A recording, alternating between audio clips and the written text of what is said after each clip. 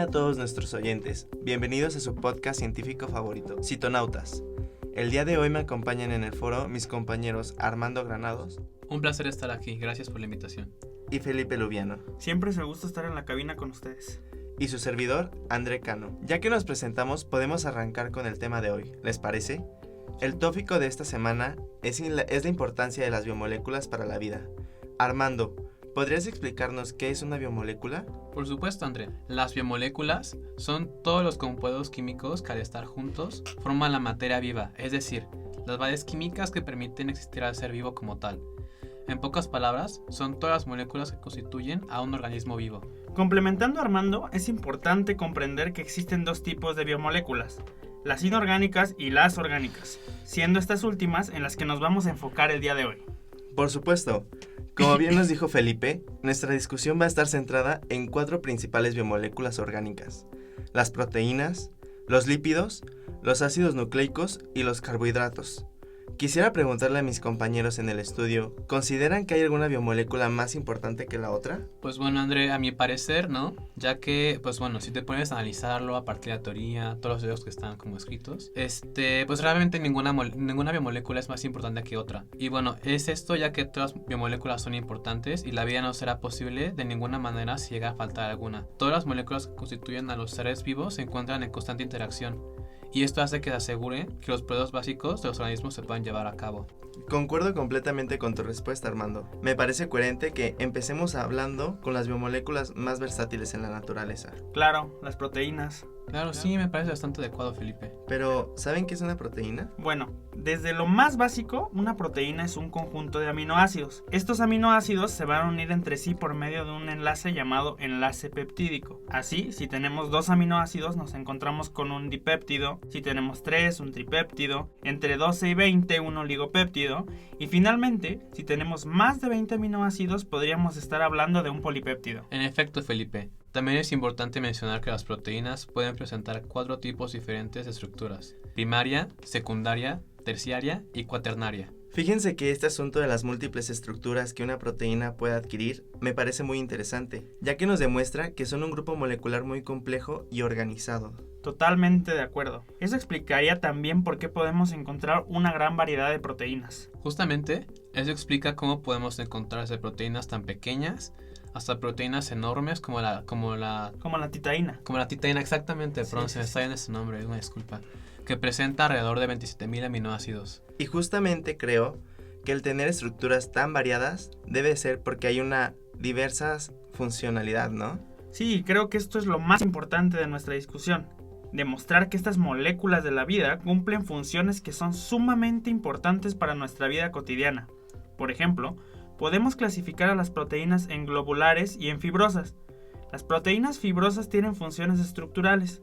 Las más conocidas son el colágeno y la queratina, que forman la piel, el pelo, el tejido conectivo, los huesos, etc. Y bueno, por su parte, las proteínas globulares cumplen con una función transportadora. Un ejemplo claro de esas proteínas es la hemoglobina. Es una proteína que encontramos en nuestra sangre y se encarga de que el oxígeno pueda ser transportado a todas partes del cuerpo, permitiendo así que se desarrollen las funciones biológicas con normalidad. Pero por otra parte, también tenemos proteínas con una función protectora, como los anticuerpos e inmunoglobulinas, que combaten los agentes extraños que pudieran ingresar a nuestro cuerpo. Función hormonal, principalmente las hormonas involucradas en el crecimiento. Recordemos que la insulina es una proteína hormonal producida por el páncreas. Asimismo, poseen funciones reguladoras, ya que se encargan de regular y controlar varias respuestas de nuestras células. Además, también hay proteínas que se encargan de almacenar algunas sustancias importantes para nuestro cuerpo, como la ferritina, que controla el almacenamiento de hierro. Y sin duda, nos hacen falta mencionar una de las funciones más importantes de las proteínas. A mi parecer, es la función como catalizadores. Correcto, André. Las enzimas juegan un papel importante en el metabolismo al acelerar reacciones químicas. Sin ellas, estas reacciones no ocurrirían a las velocidades adecuadas y la vida, por lo tanto, no podrá ser posible. Si la falta de una enzima nos puede volver intolerantes a la lactosa, ahora imagínate qué pasaría si las miles de enzimas que se utilizan en el cuerpo desaparecieran. Así es, Armando, y su modo de acción se da cuando ésta está en contacto con un sustrato, es decir, la molécula sobre la cual trabajará y junto con la cual se formará un complejo que a su vez forma un producto final. Este principio se rige bajo un modelo llamado llave cerradura y básicamente describe que para cada reacción existe una enzima determinada, pero en esencia, las enzimas tienen una cerradura, que es el sitio activo, que solo puede ser abierta por una llave o un sustrato específico. Probablemente se estarán preguntando qué es el sitio activo. A grandes rasgos, es un lugar en la superficie de la enzima formado por grupos de aminoácidos específicos. Estos se encargan de relacionarse con el sustrato, que hablamos que es la molécula de interés o sobre la cual se va a trabajar, y es donde va a ocurrir la reacción de catalización. Sin embargo, cabe recalcar que si el complejo no está completo, es decir, si no tiene un cofactor, no sería posible la reacción. Muy interesante, Felipe, pero una vez que la enzima está ligada al sustrato y es activa, o sea, que tiene su cofactor, explícame cómo es que procede la reacción. Claro, es muy sencillo. Primero, el sustrato se pega al sitio activo de la enzima, formando el complejo enzima-sustrato, que ya mencionábamos en un principio, y después este se transforma en el complejo enzima-producto, y en este complejo es donde el sustrato está siendo transformado en producto final, y finalmente el producto es liberado del sitio activo. Es curioso, pero todo tiene que empezar desde algún punto, y para que pueda suceder, sea cual sea el tipo de reacción, se necesita un primer impulso de energía, que genere la energía mínima para que el proceso se ejecute. Así es, y es mucho más favorable tener presente un catalizador, como es la enzima, para que no se requiera tanta energía para inicializar un proceso, facilitando así todas las reacciones esenciales para la vida. Ahora bien, una reacción catalizada por una enzima tiende a alcanzar una velocidad máxima. Esto quiere decir que hasta que la enzima en su totalidad esté unida al sustrato, se puede conseguir la mayor velocidad posible para la reacción, misma que dependerá de la concentración de la enzima, claro está. Además de esto, Armando, existen otros factores que afectan la velocidad de una reacción enzimática, como el pH, la temperatura y la presencia de activadores e inhibidores. ¿Cómo inhibidores? Así es, Felipe. Como ya sabemos, las enzimas tienen un sitio activo en el cual se coloca regularmente el sustrato, pero existen ciertas moléculas cuya forma y composición pueden emparejarse con la del sitio activo y causar una inhibición del potencial de la enzima para cumplir su función. Pero Armando, cuéntanos de qué manera es que esto toma lugar. Bueno, esto es muy sencillo. Puede haber dos formas de inhibición, la reversible y la irreversible. En la primera, el inhibidor actúa con la enzima por enlaces débiles no covalentes, al contrario del irreversible, donde el inhibidor se une por enlaces covalentes. Y además de esto, existen los inhibidores competitivos y los no competitivos. Te comento, Armando, en el caso de un inhibidor competitivo, este se une a la enzima, no al complejo enzima-sustrato. Por eso se llama así, porque compite con el sustrato por el sitio activo. El inhibidor es muy similar al sustrato, por lo que puede tomar su lugar y en este caso el proceso puede ser reversible dependiendo de la relación en la concentración del inhibidor y el sustrato en el medio. En contraparte, André, cuando ocurre una inhibición no competitiva, el inhibidor se une al complejo enzima-sustrato y se puede unir en diferentes partes de la enzima, modificando la estructura del sitio activo y dejando incapacitado al complejo para cumplir la función de catálisis. Y con todo esto, es posible señalar que las enzimas son esenciales para llevar a cabo múltiples reacciones metabólicas. Algunas de estas reacciones permiten romper los enlaces químicos presentes en la comida y asegurar que los nutrientes lleguen a cada parte del cuerpo. Las enzimas en el cuerpo permiten que el colon, el hígado, el corazón, el cerebro, los pulmones y los riñones operen eficiente y efectivamente. Estoy súper de acuerdo. Justo es la función de las enzimas digestivas. Permitir que el organismo absorbe y aproveche los nutrientes que contienen los alimentos presentes en la dieta.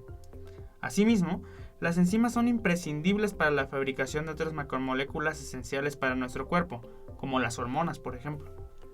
Bueno, muchachos, a través de nuestra cuenta de Twitter, nuestros oyentes han mostrado una inquietud constante y me gustaría que alguno de ustedes pudiera resolverla.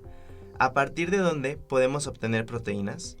Bueno, a mi parecer, la mejor forma de obtener proteínas es a través de la alimentación, además de la carne, y de acuerdo a la Asociación Dietética Americana, los productos alimentarios con una alta concentración de proteínas son los frijoles negros, el brócoli, los garbanzos, las lentejas, la quinoa y la espinaca, por ejemplo.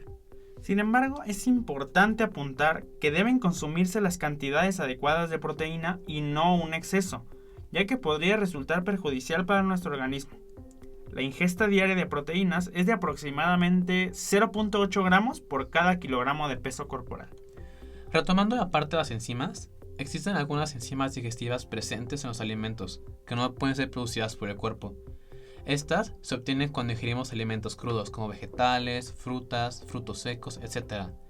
Junto con las enzimas que están en la saliva dan origen al proceso de digestión de los nutrientes que están en los alimentos, tales como vitaminas, minerales, hidratos de carbono, grasas, proteínas. Y todo eso son muy importantes para el organismo y para una buena digestión. Y para esto también lleva a que haya un mayor aprovechamiento de los nutrientes por parte del cuerpo. Bien, otra de las preguntas de nuestros oyentes es: ¿cómo se producen las proteínas en el organismo? ¿Alguien podría ayudarme a contestarla? Vaya, pues bueno, para responder a esta pregunta me parece relevante adentrarnos en otra de las biomoléculas orgánicas pertinentes a nuestra discusión. ¿Queda que pasamos a hablar de los ácidos nucleicos? Sí, me parece súper bien. Los ácidos nucleicos en esencia son polímeros de nucleótidos, cuya principal función es almacenar de forma estable la información genética para la estructura de una célula, así como para el desarrollo, función y reproducción de un organismo. Oye, Felipe, ¿podrías explicarnos primero qué es un nucleótido? Claro, los nucleótidos son las unidades básicas de los ácidos nucleicos. Cada uno está formado por un azúcar de 5 carbonos, una base nitrogenada y un grupo fosfato. Correcto, Felipe. Existen dos ácidos nucleicos de suma importancia para la vida, el ADN y el ARN. El dogma central de la biología molecular explica cómo la información genética va fluyendo desde el DNA hacia moléculas de RNA, para resultar en la síntesis de proteínas particulares mediante tres procesos importantes: la replicación, la transcripción y la traducción. Justo así es como ocurre. Primeramente es importante entender que el DNA es capaz de producir copias idénticas de sí mismo por medio del proceso de replicación, aprovechando la actividad de una enzima llamada DNA polimerasa. ¿Estás bien, Armando? ¿Todo bien? Perdón, es que me vengo un poco enfermo con esos cambios de clima. La verdad es que sí me pegaron bastante, entonces una disculpa por andar aquí tosiendo en la cabina acompañados. No te preocupes, no te preocupes. Espera, estés mejor. Gracias. Pero bueno, y después, a partir de una cadena de DNA que sirve como molde, se forma una cadena de ARN mensajero, la cual lleva consigo la información para sintetizar una proteína específica. Aquí, la enzima que interviene es la ARN polimerasa. Este es el denominado proceso de transcripción. Y bueno, seguramente ahorita se están preguntando, ¿cómo esta molécula de ARN mensajero da paso a la proteína de interés? Pues bueno, este es un proceso sencillo. Esto se da por medio del proceso de traducción, en el cual un tipo diferente de RNA, el RNA ribosomal, es una molécula que va leyendo la información que tiene la molécula de ARN mensajero. Claro, y así sucesivamente, ¿no? A medida que se va leyendo el ARN mensajero, se va a ir formando una cadena de aminoácidos cada vez más larga hasta dar lugar a una proteína.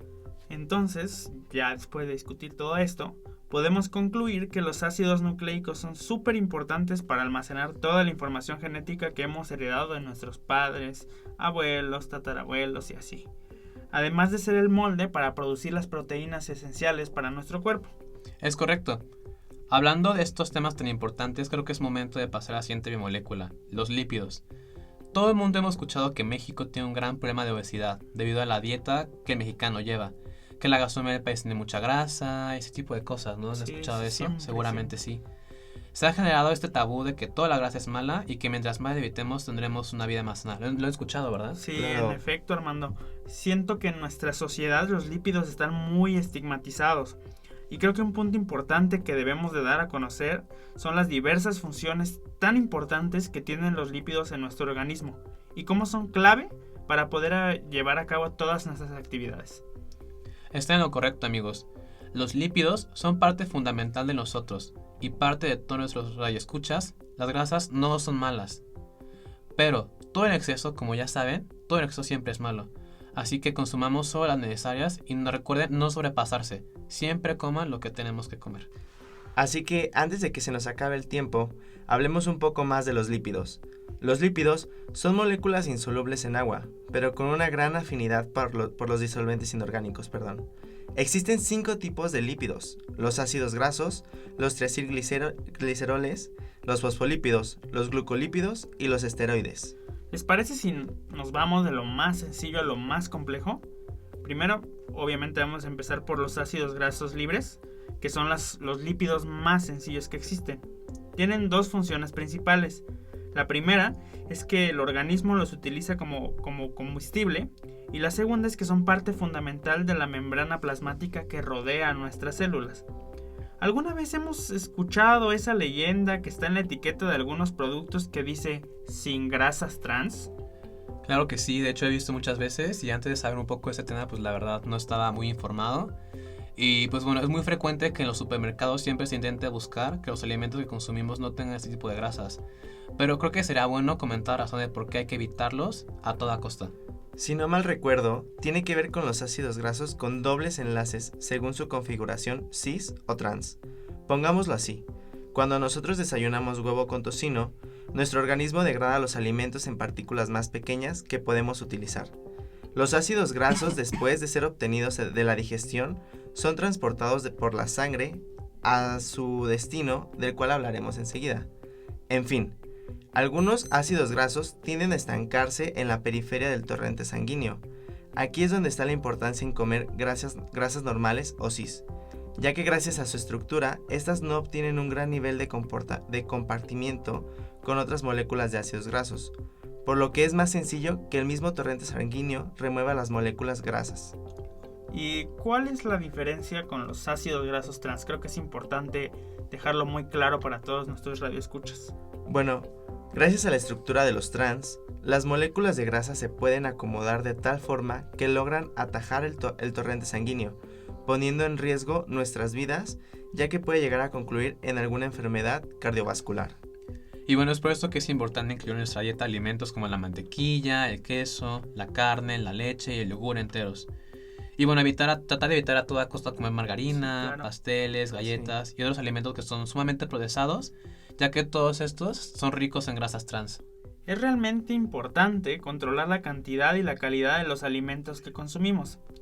Para continuar con el tema y retomando lo que dijo nuestro compañero Armando, la zona de destino de los ácidos grasos es el llamado tejido adiposo, o de la manera en la que comúnmente lo conocemos, es esa lonjita que tenemos acá en la pancita, que se nos hace cuando nos sentamos y así. Y ahí los ácidos grasos se almacenan en una molécula llamada triacilglicérido, constituida de glicerol y 3 cadenas de ácidos grasos idénticas. El tejido adiposo es el mayor reservorio de energía del cuerpo, donde 1 gramo de grasa aporta 6 veces más energía que 1 gramo de glucógeno. ¿Sabías que en una persona de 70 kilos el promedio de grasa que tiene es de 11 kilogramos? 11 kilogramos de energía almacenada, imagínense nada más. Y bueno, entonces podemos concluir que los ácidos grasos y los triacilgliceroles constituyen la función de combustible o energía de los lípidos. Pero hablando de la función estructural que confieren los lípidos, es gracias a 3 moléculas que constituyen la membrana de las células: los fosfolípidos, los glucolípidos y el colesterol. Los fosfolípidos constituyen una función importante en la membrana celular, gracias a que tienen una cabeza hidrofílica y una cola hidrofóbica. Confieren una característica inicial de la membrana, que es la de ser selectiva con lo que entra y lo que sale de la célula. Una función tan importante para que la célula solamente permite el ingreso de nutrientes o moléculas que requiere para su funcionamiento y excretar todo aquello que tenga que mandar al organismo. Muchos de los alimentos ricos en fosfolípidos, o bueno, algunos de ellos, porque son solamente unos cuantos ejemplos, de hecho hay bastantes, Sí. Algunos ejemplos que usted puede encontrar como cerca de usted en el supermercado y de fácil acceso son el hígado y la yema de huevo, por ejemplo. A la par con los fosfolípidos están los glucolípidos, que son ácidos grasos con carbohidratos. Estos están situados en la periferia de la membrana e intervienen esencialmente en las interacciones célula-célula. Confieren funciones de fluidez y flexibilidad a la membrana plasmática. La última familia de los lípidos son los esteroides. Todo el mundo piensa que los esteroides son utilizados por los fisicoculturistas para aumentar masa muscular y mejorar el rendimiento físico, ¿no? Si han escuchado de esos rumores, todo ¿no? el tiempo Siempre. la gente Ajá. escucha esteroides y lo relaciona con eso. Pero bueno, la realidad es que esto es un concepto muy diferente. Existen varios tipos de esteroides y se diferencian estructuralmente de los demás lípidos. Gracias a su estructura en forma de anillo, funcionan como hormonas, componen estructuras de la célula y la digestión de los propios lípidos también. Hablando de los esteroides, uno de los esteroides más importantes es el colesterol. Sí, entiendo que suena raro decir que el colesterol es importante, ¿no? Cuando siempre está presente en enfermedades cardiovasculares. Pero en realidad, Estos problemas se desarrollan ya que la alimentación juega un papel importante. Es por ello que debemos de comer lo necesario y no excedernos en las porciones para no presentar problemas de salud. El colesterol representa el 25% de los lípidos de las membranas neuronales, haciendo del colesterol uno de los más abundantes de todos. Y para aprovechar nuestro tiempo al máximo, no podemos dejar de lado al más abundante de todos los grupos de biomoléculas. ¿Se imaginan cuál puede ser? Bueno, ya mencionamos las proteínas, los ácidos nucleicos, los lípidos. Sí. Eso es, son los carbohidratos, ¿cierto? Así es. Como mencionaba Felipe, los carbohidratos son las biomoléculas más abundantes de todo el planeta. Como dato curioso, su nombre proviene de su conformación, ya que se componen principalmente de carbono, hidrógeno, hidrato y oxígeno. Y pues ya es como nos podemos dar la idea de qué manera están compuestos, ¿no? Sí. Ya mencionábamos que las proteínas pueden funcionar como catalizadores, como factores estructurales o como moléculas de transporte. ¿Qué funciones tienen los carbohidratos, perdón? Bueno, André, los carbohidratos cumplen principalmente con 3 funciones, como fuentes de energía, como elementos estructurales y como los bloques de construcción para hacer a otras biomoléculas. Y cuéntame, Felipe, ¿hay alguna manera en la que se clasifiquen o alguien sabe? Sí, André, eso era justo lo que te iba a comentar. Los azúcares pueden llegar a ser moléculas muy grandes. Por ello, se clasifican de acuerdo a su complejidad, es decir, dependiendo del número de azúcares sencillos que vayan a tener en su estructura. Los monosacáridos, que son los más sencillos, oligosacáridos, que son un nivel un poquito más complejo que los monosacáridos, son alrededor de 2 a 10 más o menos azúcares sencillos, y finalmente los polisacáridos, que son los más complejos. Muy bien, pero todavía no me queda tan claro qué es un carbohidrato o dónde los podemos encontrar. ¿Me podrían dar algunos ejemplos? Claro, André. Como te mencionábamos, los carbohidratos son muy abundantes. Ejemplo de ello, podemos encontrar los azúcares que nos dan energía al alimentarnos, como la lactosa en la leche. O por ejemplo, también podemos encontrar el almidón, un azúcar mucho más complejo y con mucho mayor aporte energético en las papas o en los camotes. O por ejemplo, algunos ejemplos estructurales de los carbohidratos podrían ser la celulosa, que es el azúcar que le da su rigidez característica a las hojas de las plantas. Este carbohidrato también es la base de las hojas de papel que utilizamos para escribir normalmente y es un componente importante de la madera de los árboles. Otro ejemplo a lo mejor un poquito más complejo, pero que deja clara la omnipresencia de los carbohidratos, es la deoxirribosa, la cual es un elemento base para la formación de nuestro ADN. Y pues bueno, imagínense, si este carbohidrato no existiera, nada de lo que existe como organismo vivo, nada será vivo. Nada de nuestro material genético existiría, ¿verdad? Exactamente. Asimismo, también existen otros carbohidratos complejos súper importantes para la industria alimentaria, como la goma xantana o la conocida goma guar, que le dan sus características particulares a alimentos que tanto nos gustan, tal como esa estructura cremosa y suave del helado, como el que nos acabamos de comer ahorita. Sí, por eso vengo acá más enfermito. Sí, ya los cambios y el helado, no amigos, ya. Pero bueno, todo esto de los carbohidratos suena muy interesante. Con esto que me cuentas me pongo a pensar y me doy cuenta de que muchas cosas de las que conocemos no podrían ser posibles si los carbohidratos no fueran una realidad. Exactamente, y pues bueno, igual como ampliando un poco lo que comentas, básicamente la vida no será posible si alguna de este grupo de moléculas llegara a faltar, ¿no? O sea, no será posible de ninguna manera. Exacto, ya que son la base de todas las funciones y estructuras características de la materia viva. Pero bueno amigos, se nos está acabando el tiempo y pues no queda más que agradecerles el tiempo que han estado con nosotros en la cabina hoy. Muchas gracias, Armando. No, gracias a ti por invitarme, André. Fue un placer estar aquí a pesar del clima, heladito y esta tos que me están matando. Fue un placer, gracias por la invitación. Y muchas gracias también, amigo Felipe. No, de qué, siempre es un gusto compartir pues todo lo que sabemos con las demás personas. Y pues muchas gracias a todos nuestros radioescuchas que nos están sintonizando hoy y esperamos verlos la próxima semana en una edición más de Citonautas. Nos vemos.